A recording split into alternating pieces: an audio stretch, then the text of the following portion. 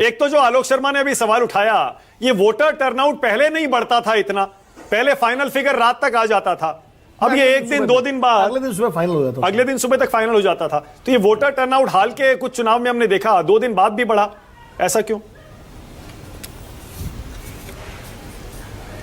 देखिए, इसकी थोड़ी लंबी हिस्ट्री है। वैसे तो जो महाराष्ट्र का कहा गया वो 5 बजे का आंकड़ा दिया गया था, जबकि वहाँ पोलिंग टाइम क्लोजर जो था 6 बजे था। तो 5 से 6 में जो वोट डले हैं उनको उसमें काउंट ही नहीं कर रहे, वो कह रहे कि ज़बरदस्ती बढ़ गया। दूसरा ये है कि जो हम इलेक्शन कमीशन के नुमाइंदे होते हैं पोलिंग स्टेशन पे, वो लगभग 1 करोड़ होते हैं। 1 करोड़ लोग जो हैं, आपको 100% मार्क्स सिक्योर करने वाले मिल जाएं, ये संभव नहीं है, क्योंकि अपने स्कूल में कॉलेज में पासिंग मार्क्स 33% होते हैं। तो इनमें कभी कभी, क्योंकि एक तो स्ट्रेस में काम करते हैं पोलिंग स्टेशन पे, तो कभी कभी उनसे कुछ गलतियां होती हैं, जिसको ठीक करने के लिए इलेक्शन कमीशन ने ये व्यवस्था बनाई है कि जो ऑब्जर्वर रहते हैं इंडिपेंडेंट, वो वहाँ रुकेंगे, दूसरे दिन सारे फॉर्म C-17 और दूसरे डॉक्यूमेंट्स का प्रिजाइडिंग ऑफिसर डायरी और उस सब से मिलान करेंगे और क्रॉस चेक करके ये इंश्योर करेंगे कि एक भी गलती किसी भी तरह की काउंटिंग में, राइटिंग में, पोलिंग एजेंट के दस्तखत ना होने में, किसी भी तरह की गलती उसमें ना हो। वो सब पूरा करके वो शाम को या तीसरे दिन अपना सर्टिफिकेट देंगे कि सारी चीजें चेक कर ली गई हैं और इसमें अब कोई गलती नहीं है। तो चेंज होता है आंकड़ा 1%, 1.5% जो भी होता है। हाँ, तो रावत जी, ये पहले भी होता था क्या, या इस बार ही हुआ है कि 2 दिन 3 दिन बाद ये वोटर टर्नआउट का आंकड़ा बढ़ा है? पहले ये बहुत ज्यादा होता था, अब ये कम होने लगा है। पहले इनफैक्ट जो मैंने अपने समय में चुनाव कराए उसमें 15 दिन तक डेटा बदला। ओके, हाँ आलोक जी बोलिए, क्या कह रहे हैं? नहीं, लेकिन एक सेकंड, लेकिन बैलेट पेपर के टाइम में मुझे अच्छी तरह याद है रावत जी, एक बार जो डेटा आ जाता था वो बदलता नहीं था, जितने चुनाव उसके पहले हुए हम लोगों को तो अच्छी तरह याद है, मैंने बहुत कवर किए चुनाव। ये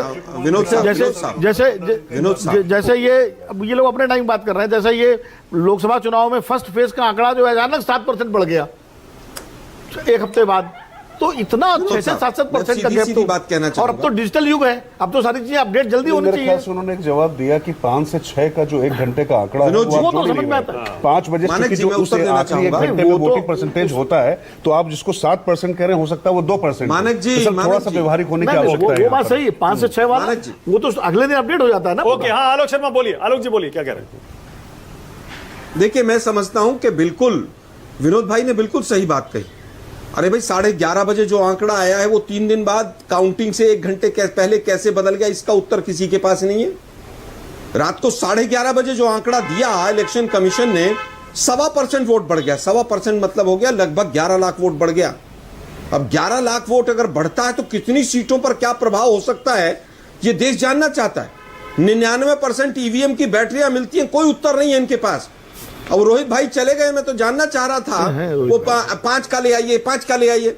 अरे भाई, इलेक्शन कमीशन के पास तो सब कुछ है, हमारे पास तो नहीं है।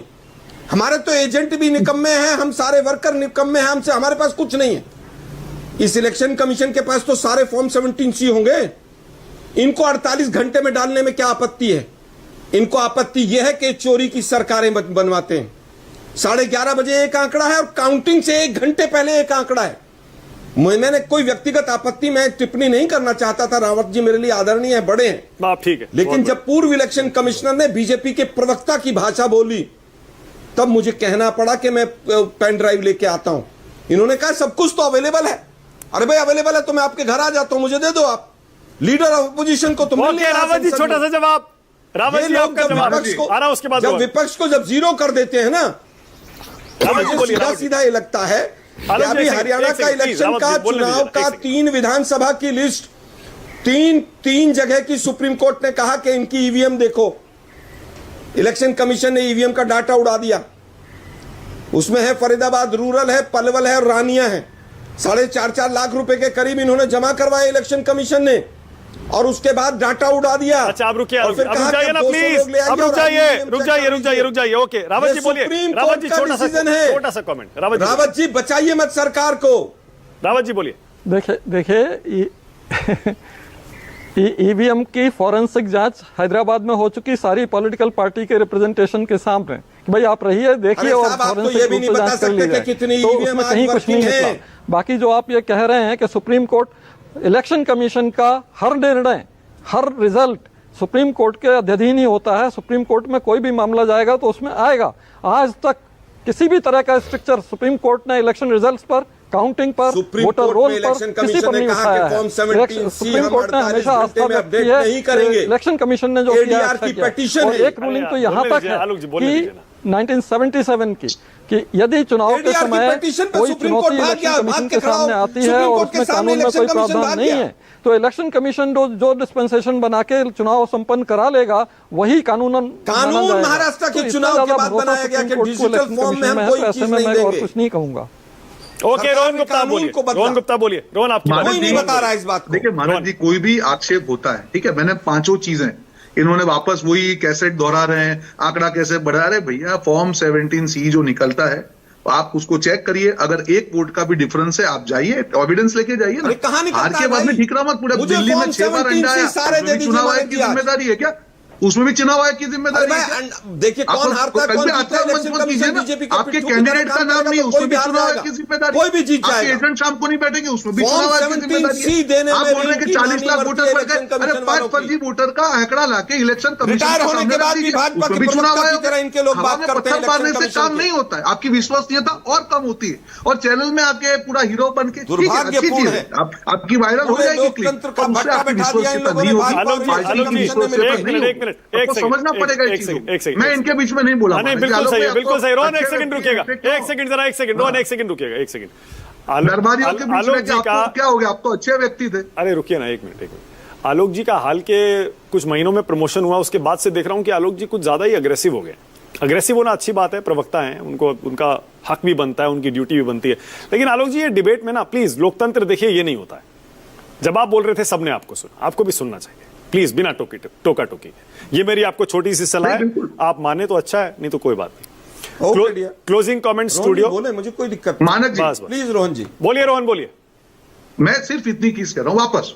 देखिए उनका काम है, अपनी पार्टी को करें, बट जब आप ऐसे सवाल उठाते हैं जिसके आपके पास कोई तथ्य नहीं है, एक पूरी प्रोसेस है, मैं नहीं कहता हूं कोई प्रोसेस परफेक्ट होता है, उसमें इंप्रूवमेंट का स्कोप होता है, आप करिए। पर आप ऐसे सवाल उठाएंगे जो जनता के विवेक पे सवाल उठा रहे। जहां पे भी आपकी सरकार आई, कल झारखंड में, तो वहां पे आप सवाल नहीं उठा रहे, तो ये तो गलत चीज है ना। जम्मू कश्मीर में आप सवाल नहीं उठा रहे, ये डबल दोहरा मापदंड नहीं हो सकता, जनता माफ नहीं करेगी। आप तथ्य के साथ में, पूरा प्रोसेस है मानस जी, उसमें एक भी, मैं वापस रिपीट कर रहा हूं, अगर महाराष्ट्र में पूरी प्रोसेस 288 बैठक पे, हर बैठक पे 5 बूथ का डेटा चेक हुआ, एक आंकड़ा डिफरेंट नहीं पाया गया, फिर आप सवाल मत ठीक उठाइए। है रावत ये जी, गलत छोटा सा जवाब और दीजिएगा। रावत जी, इलेक्शन कमीशन क्या जवाब कम देता है क्या?